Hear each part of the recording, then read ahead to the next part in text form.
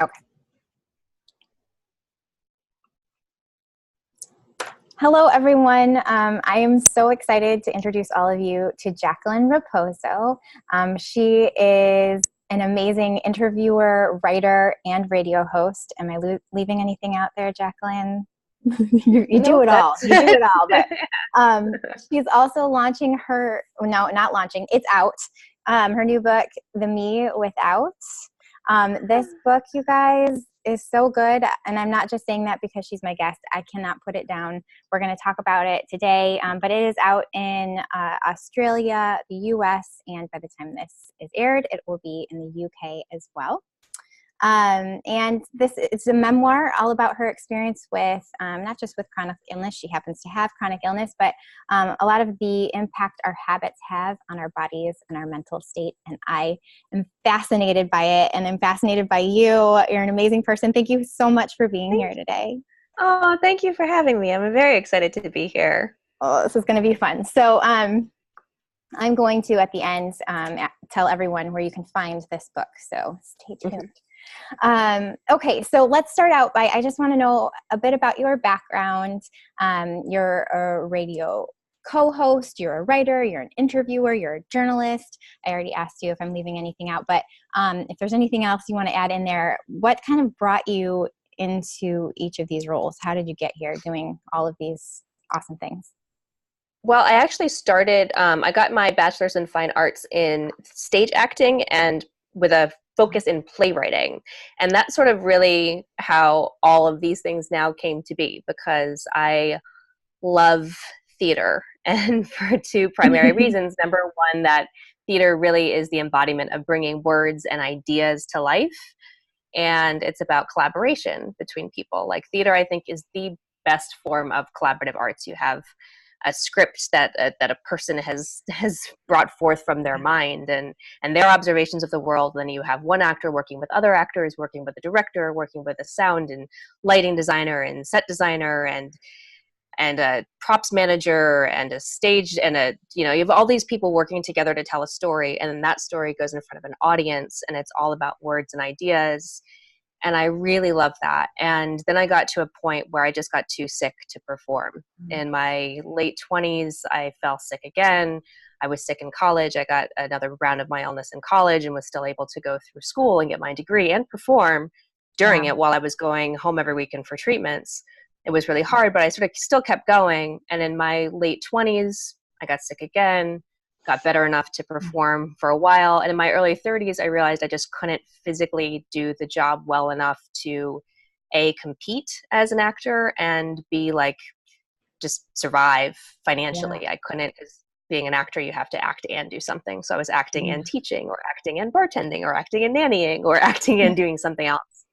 And so I was able to figure out how to take that same curiosity for humans that doing plays sort of gave me. Why do we love what we love? Why do we do what we do? Why do we have conflict? How do we become who we are? Yeah.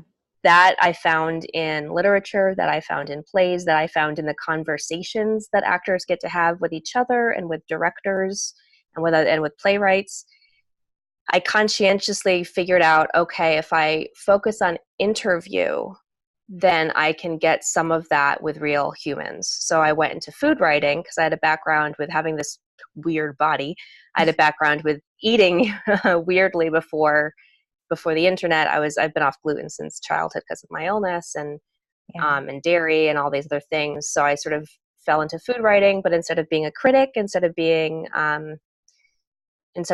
there's so many things you can go to in food writing, I decided to focus on interview. And then that went into lifestyle interview, and that went into figuring out with podcasting, using something that is sort of a creative, theatrical sort of medium, with sound is very interesting also.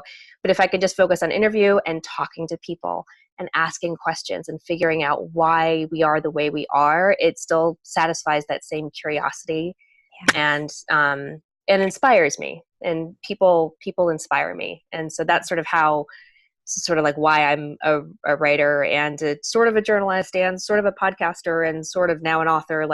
It's all just about having conversations with people. Mm-hmm. That's so interesting. And it does make sense. I mean, that's That's what you're doing with acting, is you're interviewing the character to try Yeah, and figure out exactly.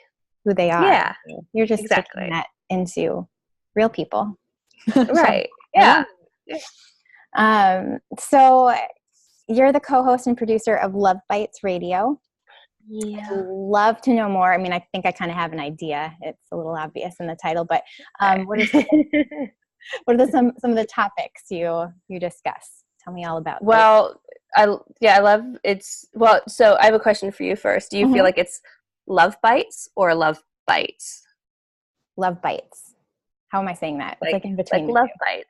Yeah, because that's the thing. Because like I always thought it was going to be like, oh, like love bites, but then Yeah. but then my co-host was like love Oh, bites, and I was like, wait. And so that was always this is sort of like as far as which oh, conversation what were you going to be having? It's like, oh, well, yeah. how are people going to hear it? So I guess I Like, kind of is it thought of like, it. oh, love bites, or is it like, oh, like love bites? It You depends know, on the like person. It's like half glass full or right, half empty. That's interesting. How did exactly. I say it? I don't know. That's the thing. I think I say it sort of neutrally too. I say like love I bites. think I said it kind So, of like reality bites. Like right, I just keep thinking of that movie whenever I see the title. So I'm like, right. love Yeah, bites. so it's hard to tell. But I guess like that sort of encompasses like that sort of double entendre of it. Like I think that sort of covers basically the gamut of what we did. I love it. We talked about love, like we did. So we had 80 some odd episodes. It's on Heritage Radio Network, which Okay. is a station out of Brooklyn, New York. That the shows are live. So you go into a studio and you record start to finish, and then it goes on live on the air, and then it goes to a podcasting platform. It's So it's a intimidating. really interesting medium. Yeah. Yeah, Yeah. it's very fun, and you Hmm. sort of mess up and you learn a lot as you go. So the first half of the show is my co-host Ben Rosenblatt and I basically giving the audience a very intimate look into our dating lives. We're both single, and we've both been single for a while, and we're playing a lot of different, like, as far as topics. What's the difference with dating apps, and let's go try experiments. Let's both message 50 people and see who gets the most responses or how that goes. So we try things like that. And or you know we talk about dating cliches and whether we believe them to be true, or we would pick apart if one of us was going through something with a date we had been on. We would sort of ad nauseum talk about it and sort of figure out Do what your we felt dates about it.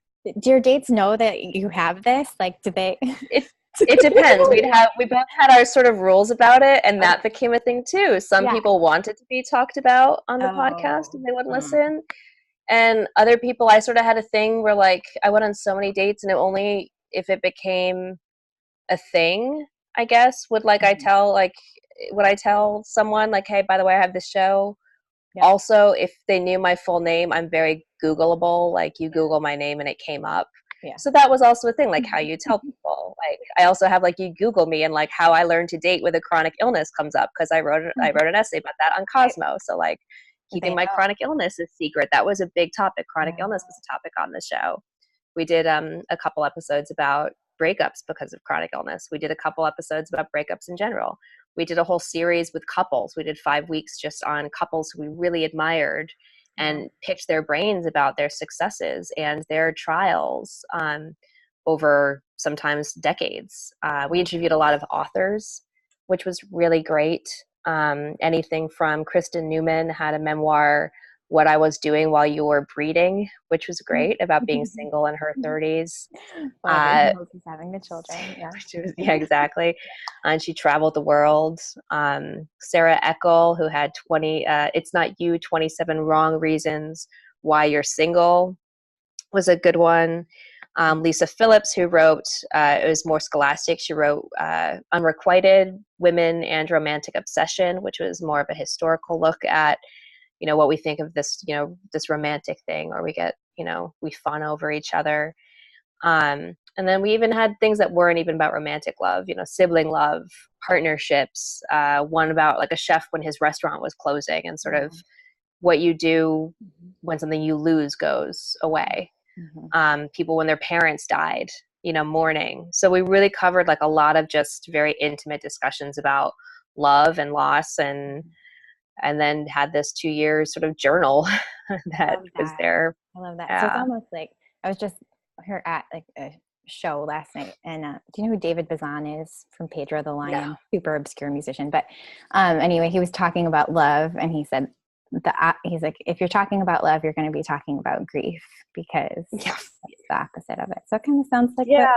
what your show Yeah. is. Are you guys? Or is it not happening anymore? Then is it? Well, it's on hiatus. We took a Okay. pause. We took a pause as a month before I got a contract for the book deal because my health started slipping again, and it was very hard for me to get to the studio every week.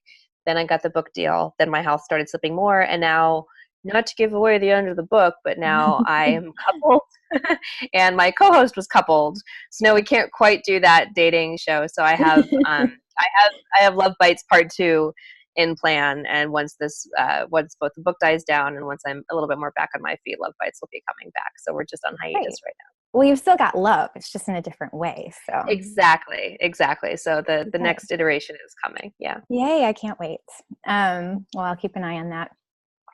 So my guests for this series are all people who have somehow overcome the limitations of their chronic illness, not necessarily better from it, but just overcome it.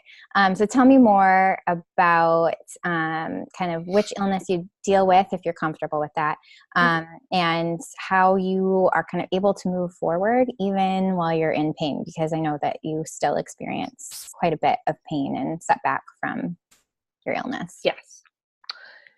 It's sort of hard to explain what I have. And in the book, I try to word it very carefully that I say I have the umbrella terms of this, or these things stem from this, because so I first got sick, I'm 37 now. I first got sick when I was 12. Wow. And so I'm sort of in this community of people who have aged in bodies that were sort of damaged when they were younger and weren't properly mended. And so when your immune system is sort of beaten up, and then you fix things to a certain extent, but you maybe don't get at the core of something. And then we still don't know a lot about a lot of these illnesses that we have. Yeah. And then I've seen just so many changes in the way we diagnose things, or the way testing is, or, a certain amount of tests come and another amount of tests sort of negate them. So I just get very careful about saying this is exactly what I have. But I will say that, so my illness started with Lyme disease. I was treated a late diagnosed Lyme disease and Babesia when I was first 12 and 13. And then those were re-diagnosed when I was 19 and 20. So when in college, I was treated again for those. And then since my mid 20s-ish, then that became myalgic encephalitis and fibromyalgia. Those have worsened in the past couple years. So now I'm primarily being treated for ME. Okay. And POTS is a new diagnosis that I've gotten diagnosed, that I'm, by the time this airs, I will have seen a cardiologist who specializes in that. And then I'm also working with a new neurologist. I wear these funky pink glasses all the time because I have chronic migraine that I'm being treated for. Okay. So it's sort of like this umbrella of autoimmune that hits my head, my heart, my joints, my digestive tract. That's very typical, though. I don't think you're too out of that's when you've got one, it's very common to experience. Other, and especially if it all wearing down. Yeah. Right. It's a wearing down of the system over years and years. I'm sorry that you've struggled with that. Thank you. I do admire you. Why I sought you out is that you're still you're living your life, and you've had to make adjustments, obviously, because of the acting, but you're still engaging in what I see you here to do. Right. So that's cool. Well, as far as your question of, I just realized I didn't answer your question of like how you actually push forward with it. I think it's because I don't identify myself as a person with chronic illness first, and I never have. And I think what I tell people that it's hard to sort of explain is that I think the benefit, and for people not, people only hearing, not seeing, I'm doing like air quotes here and around benefit, is that of getting ill so young is that it was before the internet, before digital communities, before conversation around chronic illness lifestyle. And so, and I did grow up with a mother who sort of pushed for my healthcare. My parents did not accept my pediatrician's diagnosis of mental illness. which she flat out, after not being able Wow. to diagnose me with Lyme, told them to take me to psychiatrist. Could not move. Wow. I was in a wheelchair. Told them to take, that it was in my head, that Yeah. I was looking for attention, and they told her to go to hell. I was a 12-year-old kid. Good. So I'm very, very lucky. And I'm very lucky that my mother found, when antibiotics weren't working, found a doctor who worked with my immune system Mm. and taught me very young about natural food and vitamins and how to take care of my immune system. But I think from that, I very early on learned not to identify myself as a sick person first. And so I don't have that in my bio. I have sick and sick plus happy in my bios, but I don't identify myself first as a person with chronic illness. I And that is a oh, big part of it. I love that. That is just absolutely the perspective that I have sought out in other people, because I did get sick when the internet was there, and it was the most god awful thing, because you go on and it's like, well, this is your new normal. And Yeah, this is who you are now. Yeah. aren't we sad and sick forever? Right. And I sympathize with it. I think it's worse in your case when you've grown and when the stakes are higher, because you have more to lose. Mm-hmm. Like you've had health for so long, and then all of a sudden you're thrust into a world you don't understand. Yeah. I sympathize with that, Callie. Like that's really, I really do. And so, and I understand why people reach for that community, and why all of a sudden it can be empowering to identify. But I think we're at this point where it's not necessarily, it doesn't always necessarily move us, or this whole like ableism, disabled conversation forward. I think it does still, we're not still part of the whole. Right. It's If our illness is the first thing that we're saying we identify as. Absolutely. Because even as people, there are, aside from chronic illness, there are things that we experience that others don't. And you do need to find support in those areas. And I think I feel like maybe it just needs to shift in the type of support. And maybe it just depends on the person and what you need. But who you are as the umbrella is not whatever struggle you're going through. So that's cool. You articulated that well. It's hard to find people who kind of, because I feel like I'm either offending, so I don't want to offend anyone or make any, like, of course your pain is real. Of course this is hard. I'm not saying that it isn't, but at some point you've got to identify with something more. Yeah.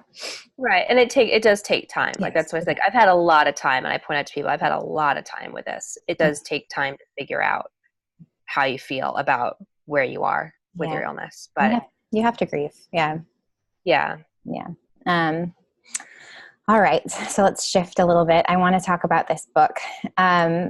What motivated you to write about habit change? Like, and you kind of explain about it in the beginning of the book, but for people who haven't read it yet, like, what was that first sort of push, and why is that? Well, I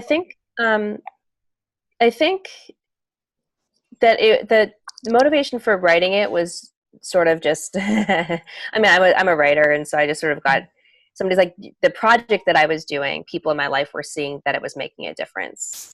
And just because of connections in my writing world, somebody was like, this is a project you should write as a book. People have been sort of telling me to write a book for a couple of years. And that's just how this book came about, is that this was the thing in my life that people were telling me I should write into a book.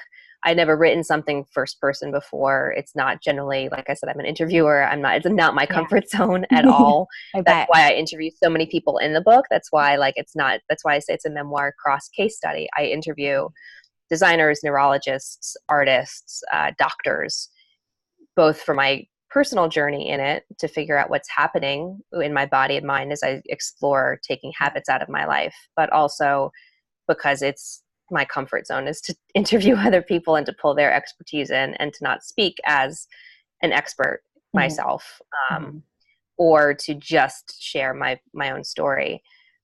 But I would not have written about the project had it not so changed my life. I'm getting choked up even thinking about it. And it does send physical sensations in my body to talk about it, that I was not happy when I started this book. And I wasn't horribly unhappy. Like there have been times in my life that I've been less happy than when I started this journey. I called it first my year of abstinence because I thought it was sort of cheeky, and then changed it eventually to calling it my year without. But when I started the project where I just went off of social media for 40 days, I was just I knew something had to change and I couldn't figure out what. I was getting sicker. I was dating all the time, but hadn't met the guy, and all of my friends were like just couple. I mean, I definitely had single friends, and I had a lot of single female friends or acquaintances who were also struggling with this, but I couldn't figure out why I wasn't making better connections with the guys I was dating. And financially, my finances were getting worse and worse, and I was getting scared. I was getting really scared about that. Like, why, if I was working and people were valuing my work, why I couldn't figure out how to make more money from it. Yeah. And especially when you're sick and you can't work that much, like there's very few things I can do physically for work. And so by the end of so I started this project, and by the end of the project, I actually and I just did a project. It wasn't going to be a book. Yeah. And then, without I know we're going to talk a little bit more about specifics in it, but it actually worked. It was the worst year of my life, and then it was the best year of my life. And then it worked. And by the end of it, I was a different person, and I'm still a different person from it. It's incredible. And it still affects me. It's like I invested in myself.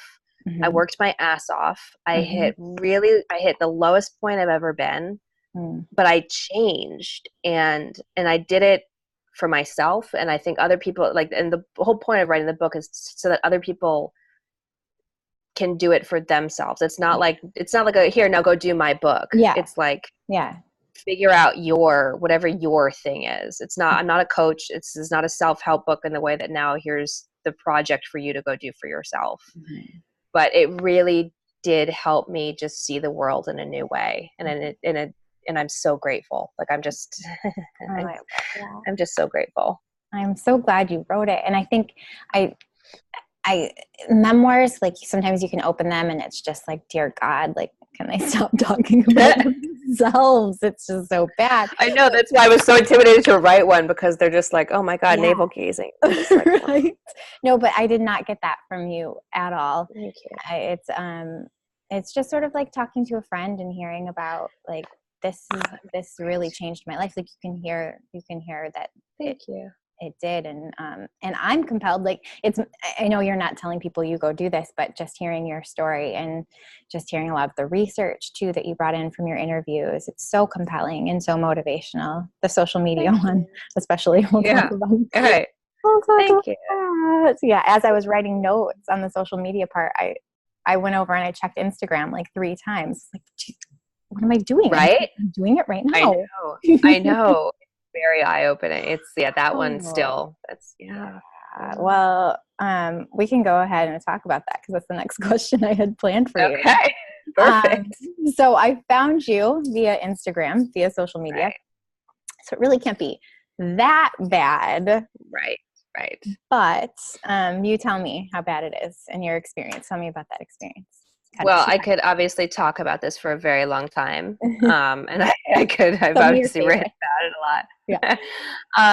Okay. So social media is great if it is a tool that we are using and we are controlling it and it's making us happy.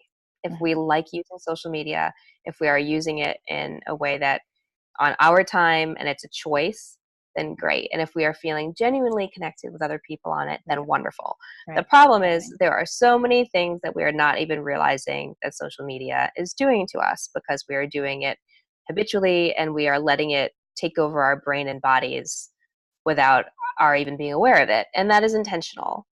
Social media is designed by people, some of them with very good intentions, many of them with intentions that are not in our best interest. They are designed by designers with algorithms to keep us online. They are literally making money with our time. They make money with our scrolling. They make money with our clicking. And they are designed to keep us scrolling and clicking. And what that does to us neurologically is that we have this neurotransmitter dopamine, which is the same thing that we get a rush of pleasure. It's the pleasure rush that we get. And we get it from other things that can be good for us, like exercise, like spending time with friends, anything that makes us laugh, any novel thing, basically, any newer novel thing that we love sends this rush of dopamine to our brain, but also things like sugar and things like alcohol and things like drugs and things like going on to Instagram and seeing how many hearts you have will give you like this tiny little rush of dopamine.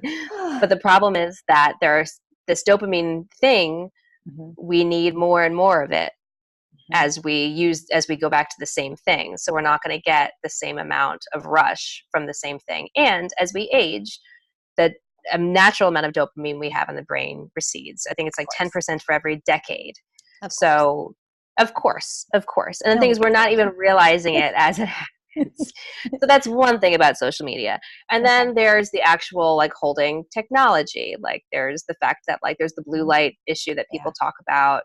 And then there's the fact that like as far as social connectiveness, which is the most important thing to me, is that we don't get from social media, it's very two-dimensional. We are not getting the things that our eyes need that transmit information to our brain.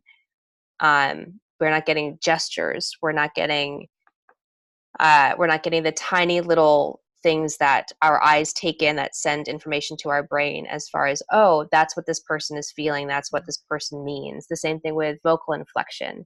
Our brain is like taking all of this information to help us understand what another person is communicating to us. It's helping us process a lot of this stuff that helps us react then with compassion or kindness or humor or whatever we're doing in a conversation. We don't get that with this technology. And so we have a lot of miscommunication. And this goes the same thing for, text messages too. Right. But with social media, that's why like a lot of studies show that we are far more inclined to bully people online and say, or even not even bully, but say things to people online and react far more quickly and harshly than we ever would when somebody is standing in front of us. And again, because we acclimate, our brain is very good at acclimation. We do it faster and easier the more and more we use something. So when we are on social media all the time, it becomes second nature to dehumanize others in a way that we wouldn't if we were actually at, going things that our parents did, going bowling, having potluck dinners, having like social drinks, having happy hour at the office, like all of these things that generations before us did that we don't do. Right. And those statistically, we're not doing as much. We are not as social of a society now as we used to be.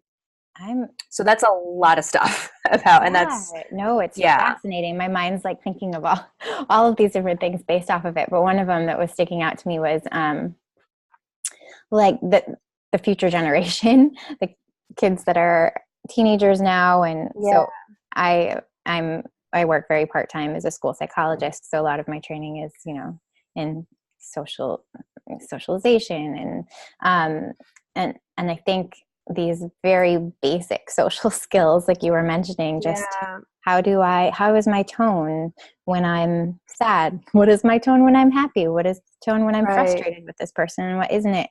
And I think I'm just concerned future generations that they're just going to miss out on a level of relationship that, and we probably have too, because of the amount of technology we have removed from previous generations. But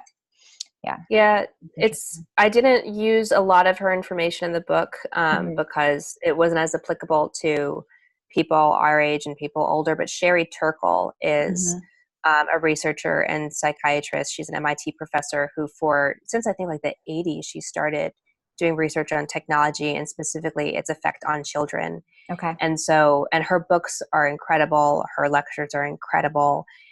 And they are fascinating and scary because she has reports of children not being able to recognize pain in other children and not being able to respond with empathy, that they don't care that they hurt other children's feelings because they can't recognize that they've hurt other children's feelings. And it's because they're on their devices all day.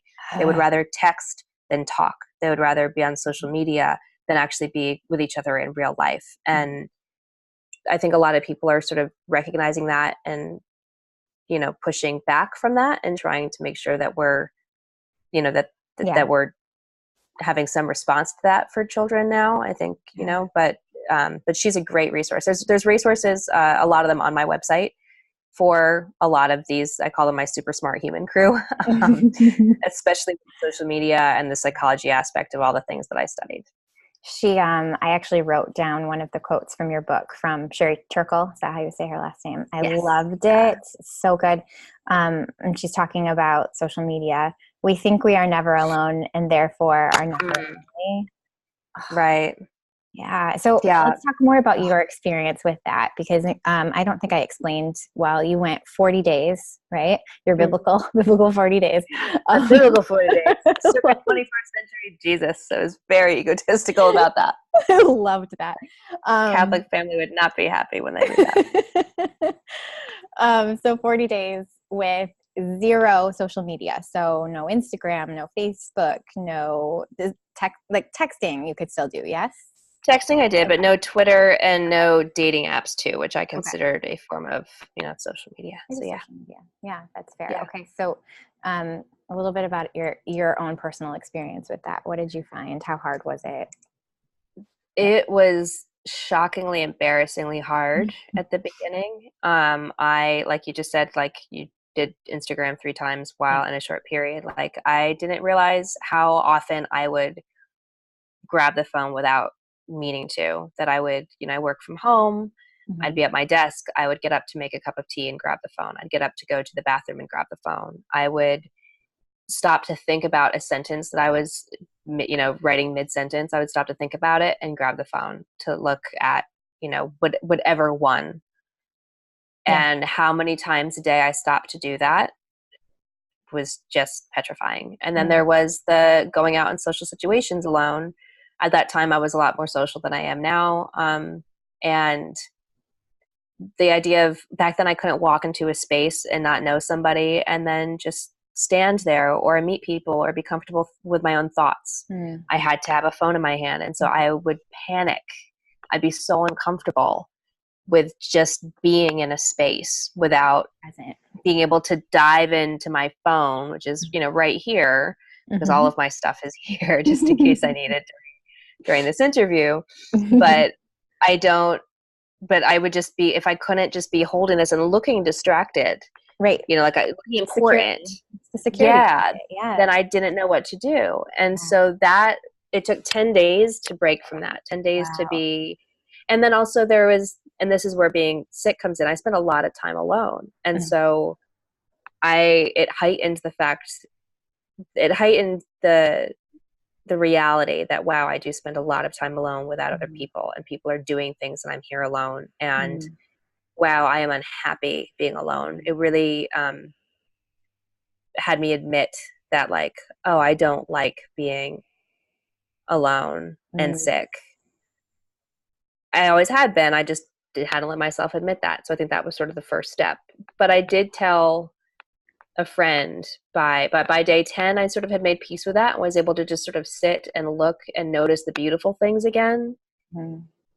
And that took 10 days. And then by day 20 of the 40, I had emailed a friend that the socialization I was getting from people felt a lot more important, even if that was just when I was walking my dog, like saying hi to neighbors, that actually felt real. Because before I'd be walking my dog with my phone in my hand, looking at social media. Now I was walking my dog, like meeting people and talking to neighbors and actually having connections. And I was alone with myself. I was connecting with myself. And so it was like 20 days in where I was like, and I said to him flat out, like, it's been the last 2 years I've been getting sicker and I haven't been able to control that. But I'm now realizing how much around that I can change because I'm happier now than I was 20 days ago. Wow. And that literally was just from going off of social media and having to sit with my thoughts or sit with the view of whatever was in front of me. When I didn't have this screen, this frame in front of me, all of a sudden I could see the big frame in front of me. And it hurt, and it continued to have up and downs with it. But it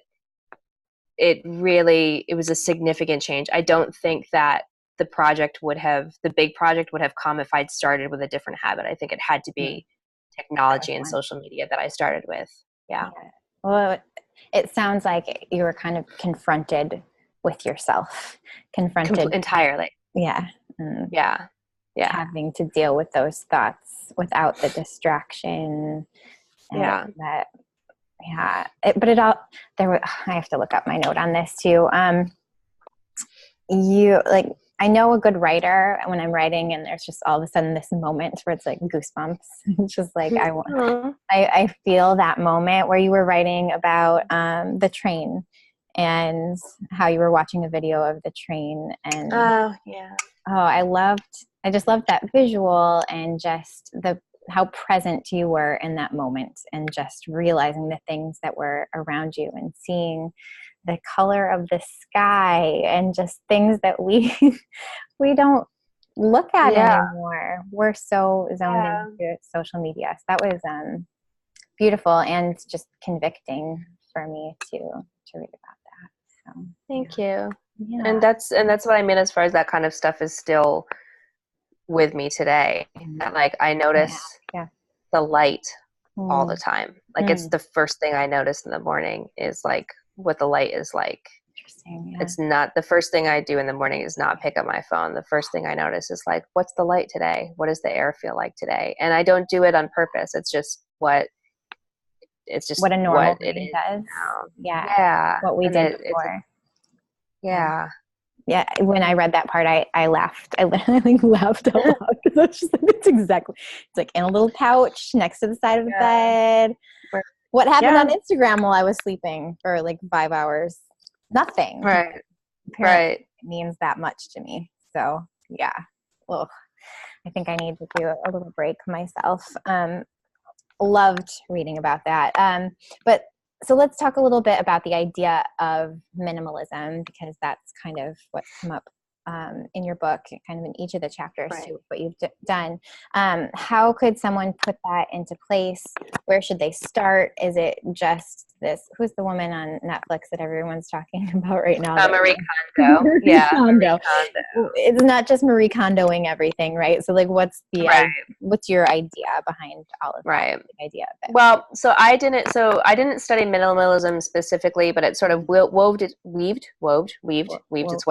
Wove its way. Wove its way. I think you could go either way with that one. I think you could too. And I also am a big fan of making up words when you choose to. So I'm going to say it weavened its way. I'm going to choose weavened. Do that one. It weavened. Best. I choose weavened. Yeah. It weavened its way into both when I did 90 days of no shopping and then did 60 days of zero waste. Okay. And because by not shopping, I basically was not allowed to buy anything that was not a need. So that included, like, when I bought groceries, I could buy groceries that I needed. I could not buy like fun groceries. I could buy no clothes. Right. So like I think like by the end of it, when I tallied, I was like, okay, I did buy a pint of dairy-free ice cream once, but I was interviewing the CEO and it was on sale. So like I was interviewing for an article. Yeah. So like that's why I got to buy it. But like and then there was one other thing I had bought, but like other than that, it was necessary groceries. It was like I couldn't buy chapstick until I'd used every single chapstick I own. Love that. And from that, what ended up coming was realizing how much I don't use that I already own. You talk about how you are sicker now than you were before. How are you happier? And is that, I think there are probably people listening right now who have not experienced a reduction in their symptoms. I know that's the overall goal for most people, is to get that reduction, but sometimes it doesn't happen. And I know for you, it hasn't, and you've kind of been dealing with more pain. So kind of what advice would you give to someone tuning in right now? I think the first is to believe in and. I'm a very big believer in and. Okay. That sick and happy are okay. I think we talk a lot about invisible illness in my sector of chronic illness community. Yeah. And invisible disability. And I get a lot of questions about, but you look so healthy. And so how can you be so sick? Or how do you deal with the fact that you look so healthy?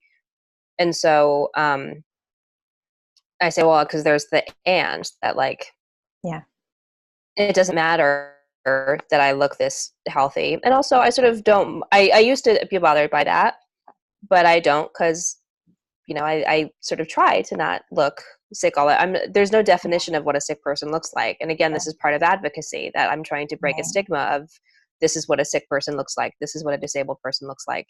The reality is I am very sick. The reality is that I am in pain all the time. The reality is that while we are recording this, I have a cold. I'm in a lot of pain. I only took my sunglasses off to put my pink glasses on so that you could see me a little bit, but I'm in like fighting migraine mode, and I spent all day in bed yesterday.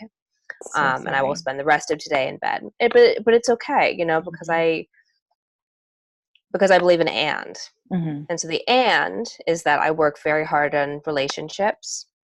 I work very hard to find value in who I am outside of my health. And what the project did for me is it helped me reassess my values, what I love, what makes me happy, and my priorities outside of being sick too. And so, like, you used the word mourning before, as far as when, you know, when people who were healthy get an illness, like, yeah, I had to let go of like what I might want to be or do.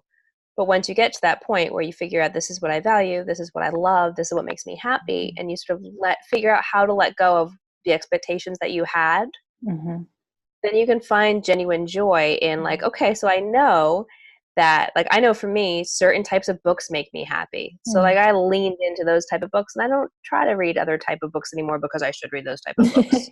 Or, you know, I love bird watching. I love being a nerd for nature. And so I lean into that kind of stuff. I don't care how dorky I seem.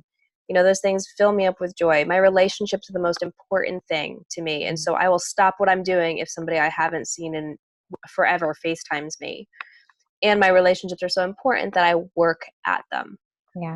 I don't expect anything from anybody. I don't expect to get special treatment because I have an illness as far as my relationships go. And so I think being happier is about recognizing you can be sick and happy. I'm in pain and happy. They can coincide. Believing that you deserve to be happy. That just because you're sick, you're allowed to be. You're allowed to be happy, even if you're sick. And that you have a choice. You have a choice to either be sick and miserable, or sick and something better than that. There's a lot you can do, even from bed. There's a lot you can do, and you can do it with every person that you meet that comes into your room, or every phone call, or every Instagram message. There's resources everywhere that are free, or even if you don't ever watch a TED Talk or read a book, we have a choice. We might not have a choice in our illness, but we have a choice in how we treat people. We have a choice in how we treat ourselves. We have a choice in what we bring to the conversation, what we bring to the table. And so, especially since we don't have a choice in our illness, why wouldn't we want to take control of what we can? And so, yeah. So for me, that's where, like, believe in and allow yourself to be happy, and do the work to make the choice to be happier. Oh, girl, I have like all of the hands raised right now. Everything you just said. It's so huge. I feel like so many people are just waiting. Like, they're waiting for their symptoms to go away. I did. Like, I just kept waiting, and waiting. And it's just like, if you do that, you're losing so much of your life. And I love that. And sick and what else are you? What else is there that you do have control over? Huge. I love that. Love that. And I think it comes with communicating people too. Like, I tell people I am in pain and I'm going out with you, or I'm in pain and I'm staying home. Like, there's a line, of course. You got to protect yourself. You can't. You don't feel good. You're not going out. You can't do anything. Yeah, you can't. There's a line of what you can physically do or not. Right. But just communicate. Just own it. Just own it. Don't cower. This is you. Yeah. I feel like I'm gonna start singing The Best Showman right now. This is me. I'd be so happy if you did. Be very happy if you did. It's not gonna happen. Damn. Oh, if my voice was like that much better, maybe. Okay. So I did want to talk to you about creativity for a bit here too. Mm-hmm. You obviously have a lot of creative outlets that you engage in. So do you ever feel like those kind of help you cope with your illness? And you kind of touched on this a little bit, but Yeah, I think not writing itself, Mhm. actually. I'm not a huge fan of actually writing. Really, Writing, yeah, you're so good writing, at it. That's surprising. thank you. Uh-huh. Well, it's because I think it's hard. Writing is hard, and physically it's hard. Working on a computer is very hard.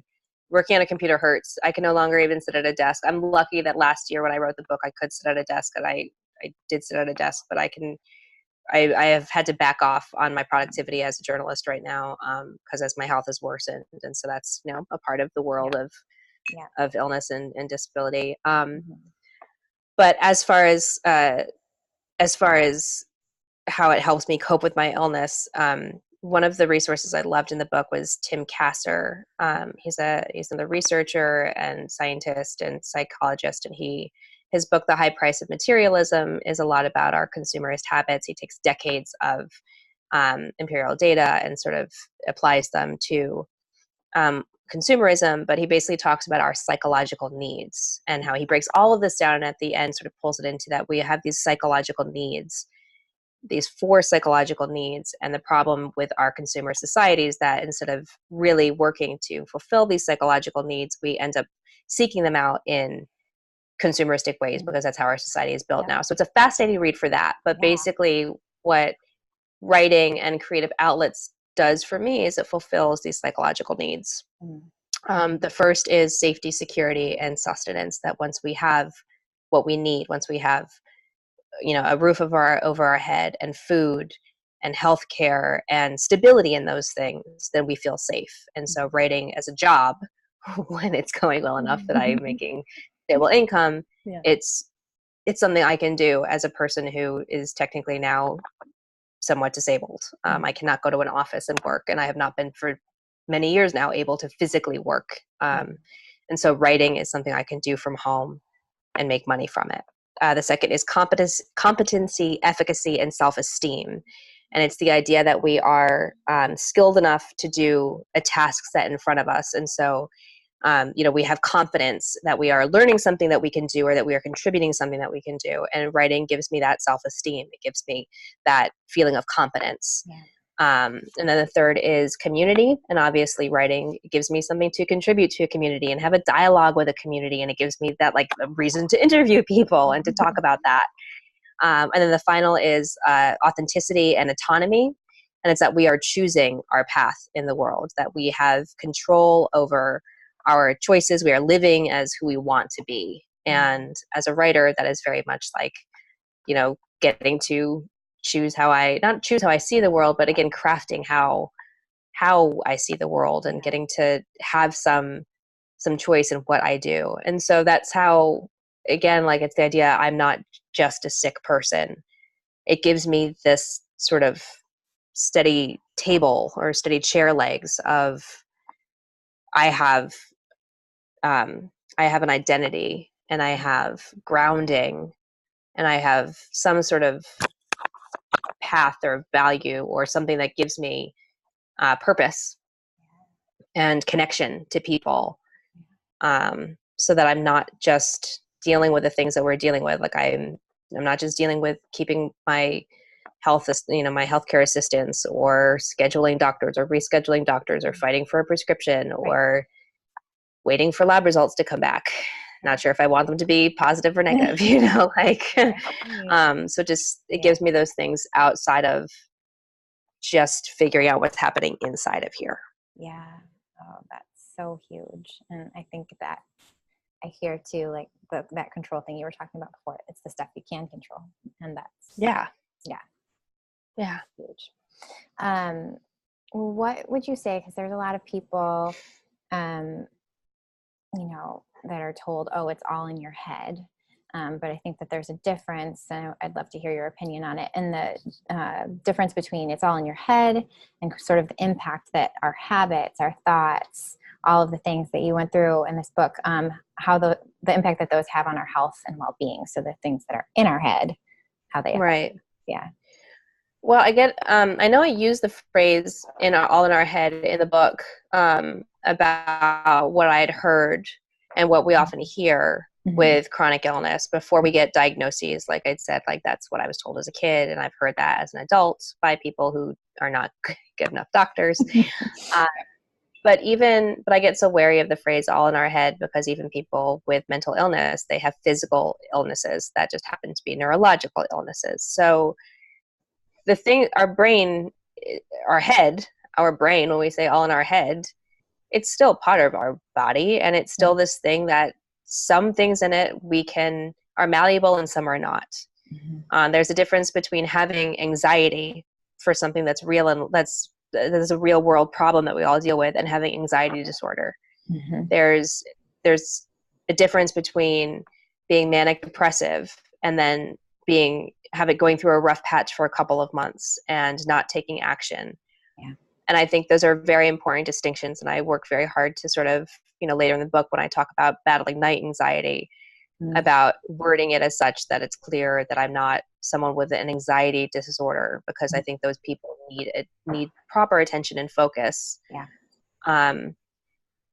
But one thing I found comforting was that studies have been done about neuroplasticity, that our brain has this wonderful ability to adapt and change and mold. And, this Canadian psychiatrist, Donald O. Hebb, coined the phrase neurons that fire together, wire together. And so, I love it. And then this other psychiatrist later, I'm trying blanking on his name right now because I read so many, I think it was Cass, who said that like our brain is like a muscle, and if you don't use the right part of the muscle, it's going to get tired and it's going to get out of shape.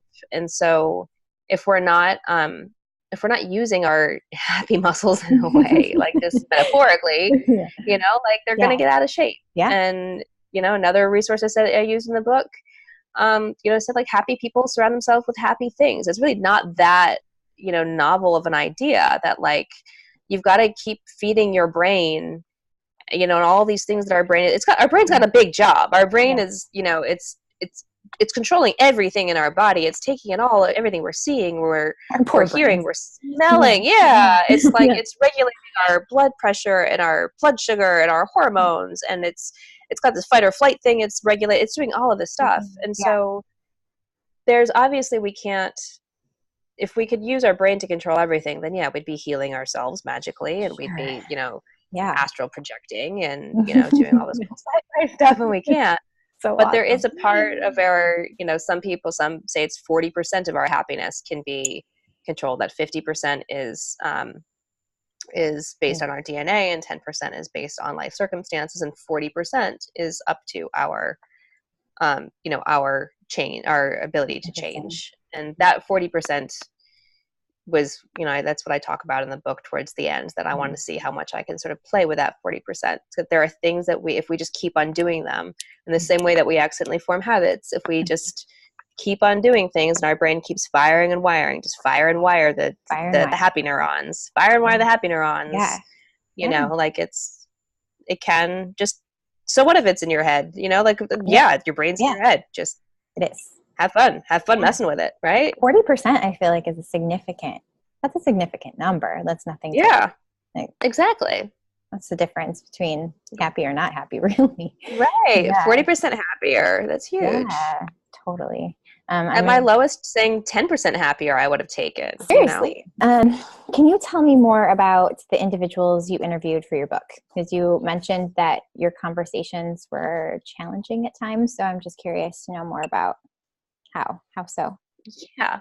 Well, because unlike when I interview people for stories, like when I go about interviewing people for articles, I'm interviewing them for writing about them. And it's just like, okay, I'm going to write this article, so I'm going to interview this person, and it's going to be their story. Sure. For the book, I was going through this project, and I would get to this point where I was like, why is this happening to me? Let me seek out somebody who might be able to give me an answer. Yeah.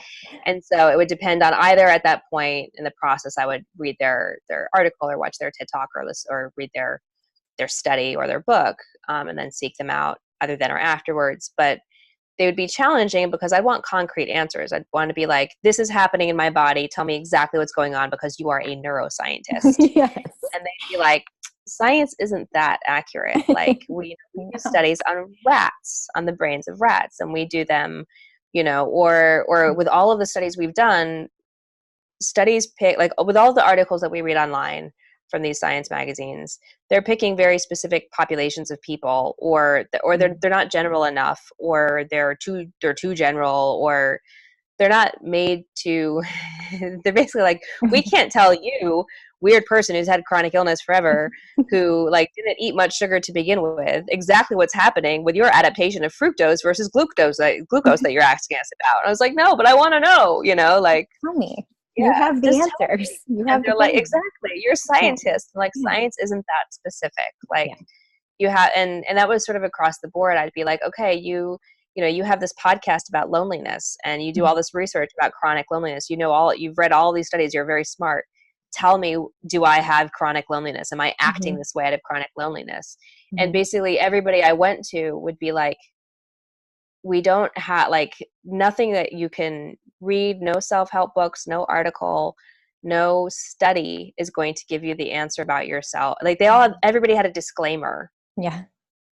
Everybody had a disclaimer, and which eventually ended up being comforting. That was like, you have to do the work for yourself. You have to figure it out for yourself. And so, so whatever habit it is, it's why I say in the book, there's no way to tell if you are addicted to social media or sugar or online shopping or whatever habit you want to explore by filling out a survey online. You've got to just take the time to figure it out for yourself. You've got to ask yourself some hard questions, and you've got to go through the experience.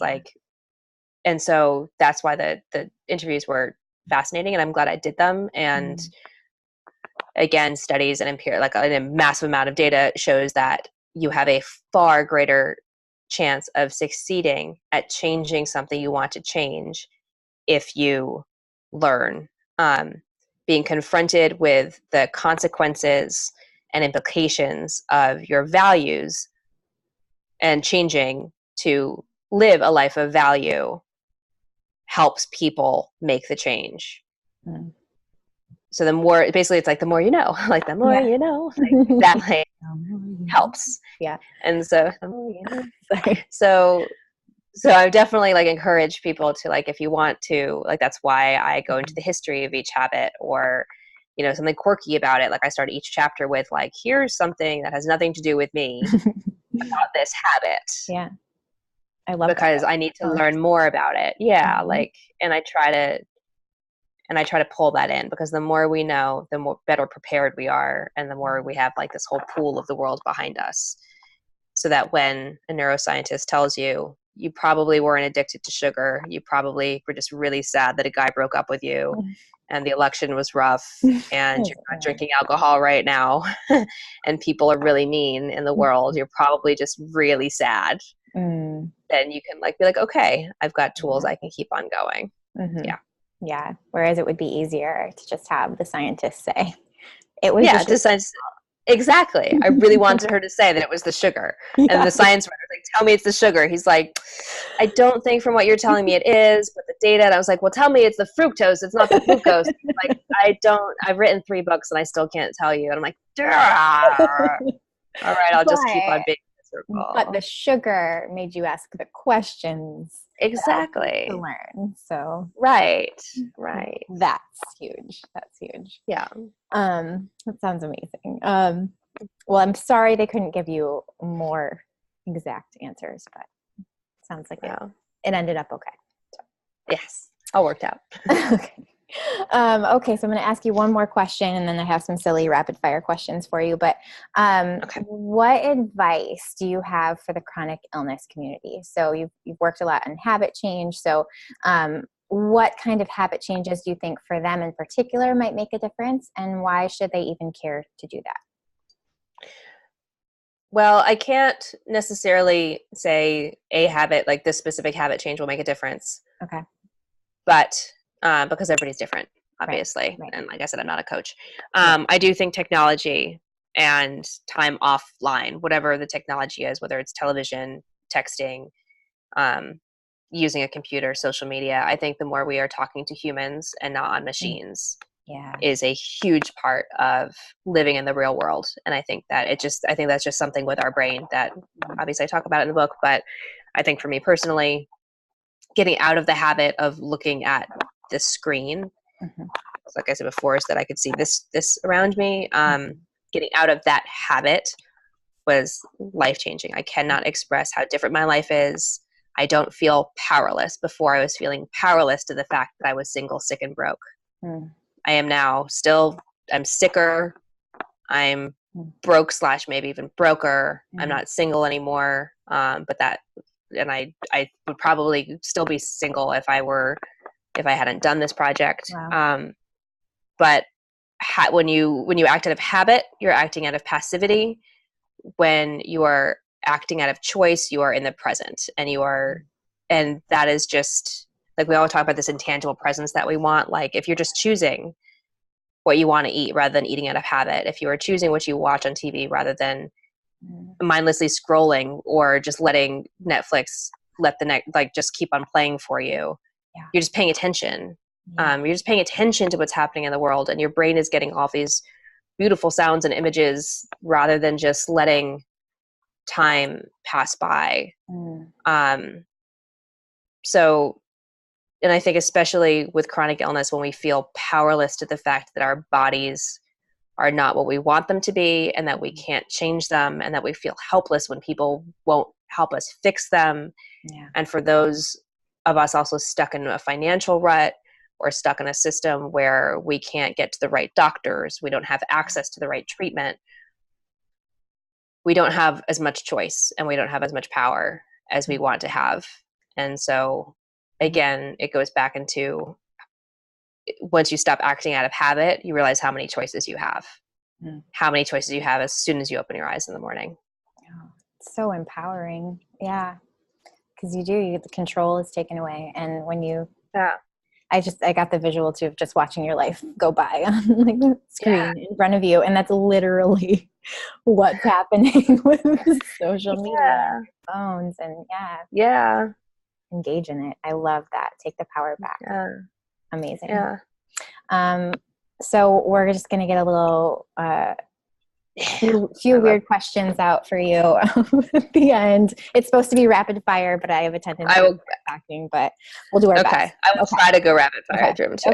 All right. So your Instagram bio says chronically ill and happy. We talked about this. What are the top 5 things making you happy right now? Spotting random acts of kindness done by others. Growing plants. I grow a lot of plants in my apartment. So I have a paper white lily growing, a tiny Italian pine tree, spider plants. I grow a lot of plants in my apartment, so I love that. My dog, Mitra, always. My dog is one of my favorite things.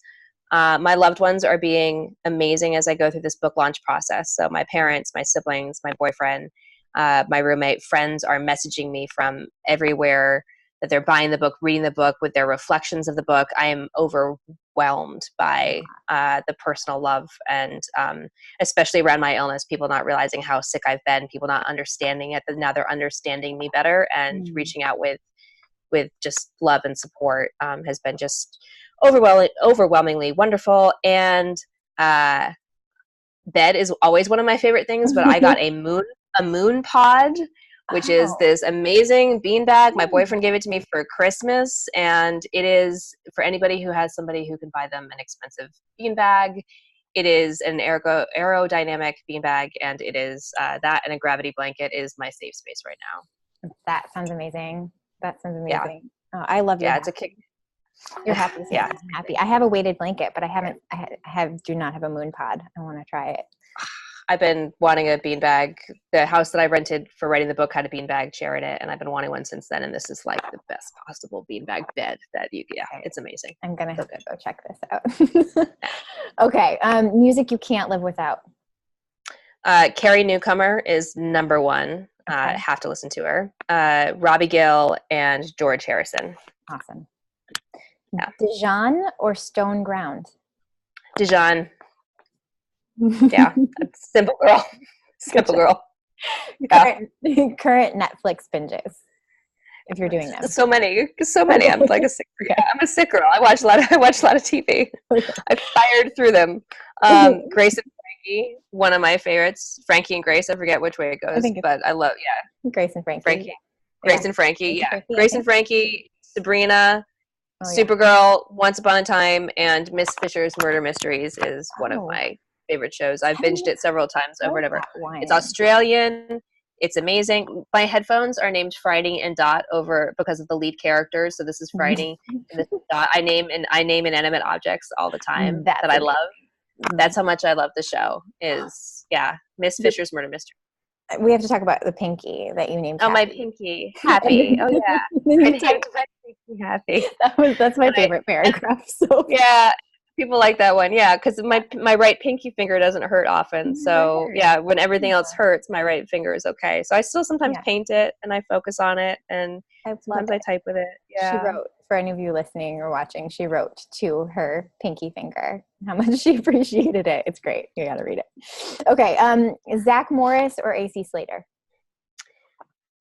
Zach Morris, but only because he grew up to become Miles Dufine in the ABC Family 12 Dates of Christmas, which is an amazing Christmas movie that was on Netflix. It's not on Netflix anymore. Now it's on, I think maybe it was on Hulu this year, but it's on ABC Family. I've seen it 40 times. It was my like comfort movie when I was a private cook, and it's like, I love it. And it's with Amy Smart and Mark Paul Gosselaar. Oh. And he acts his heart out on this script. I'm a nerd for Christmas, and it is one of my favorite Christmas movies. So Zach Morris all the way because of Okay. Well, that's a good enough reason, I think. I've got to check this movie out, apparently. I love this movie. I watch it year round. 12 Dates of Christmas. Okay. 12 Dates of Christmas. There we go. We've got some homework to do.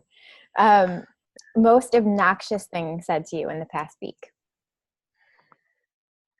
We don't know what happened. I don't have health insurance right now, and it was a glitch in a system, and so it's been I don't know. We're recording this on the 25th of the month, and I have not had health insurance for 25 days, and I've been fighting a system. And it's a glitch in a system. So yeah, we don't know what happened. Wow. It's, so that's lovely. Or can I put you on hold or anything involving that system? Yeah. That better change too. We've got it all figured out. Yeah. Okay. Current mantra. Be the real unicorn. That. It's good. What are you currently reading? Braiding Sweetgrass by Robin Wall Kimmerer. Okay. What's that about? She is a botanist and a member of the Citizen Potawatomi Nation. And so she has this beautiful book. It's like a love song to nature. And it's the idea of that plants and animals are our oldest teachers. And it's just a really, really beautiful, beautiful book.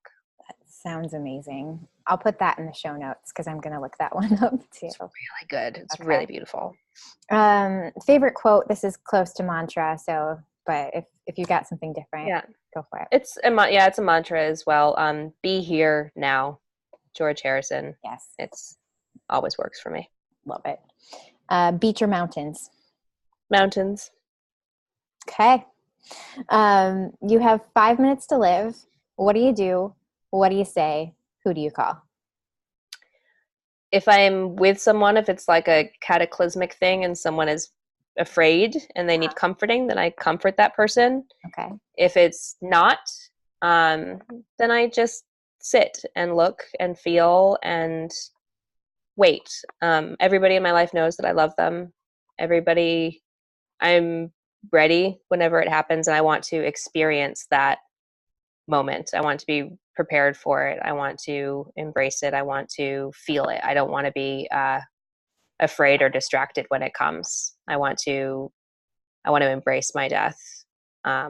So everybody in my life knows how I feel about them. I have no unfinished business or goodbyes left. So I just want to look out with marvel and thanks for this weird, wonderful, beautiful world that something created for us. And then feel what it's like to leave it, because nobody can really tell us, really describe what that is for us. So we can't understand that until we go through it. So I want to be there in my body when it happens. You're not going to be surfing social media at the time. Wouldn't that be ironic though? Yeah. What if I was like, wait, hold on, I want to Facebook Live it. Hold on, hey guys, I'm dying right now. 3 minutes. Sorry, I really took that. Oh, that was a beautiful sentiment that you had. No, I love it. I love it. Meditate through death. But, that would be kind of amazing if you had one last tweet. Oh, boy. All right. Well, Jacqueline, this has been so much fun. Before we go, though, I want everyone to know where to find you. So websites, first, let's say your book. Your book is available anywhere you can buy a book, right? So Amazon, Barnes & Noble. Yes, it's The Me Without a Year Exploring Habit, Healing, and Happiness. Amazon, Barnes & Noble, IndieBound, Google, Target, Walmart, those places. Yeah. Okay. Awesome. And then if they want to find you, social media. Yeah, so I'm JacquelineRaposo.com. And then on Instagram and Twitter, I'm at Words Food Art. And then on Facebook, Jacqueline Raposo Writer. Okay. And I will put those down in the show notes too, so they can link to you. So thank you so much for agreeing to this interview. Thank you for having me. You are just a lovely person, and your book is incredible, and everyone needs to go buy it and find Jacqueline, not scrolling for an hour. Just go find her, follow her, like her picture, get off. And message me. Like I email people back. Yeah. Yeah. That's how we connected on Exactly. Instagram, yeah. So. Right. Chat me up. Yeah. Good. All right. Well, you have a lovely rest of the day. Relax. Thank you. You too. Thanks so much. Lovely. This was nice to see your face. Nice to see yours too, and your voice. All right. Talk soon, Jacqueline. Okay. Yeah. Bye.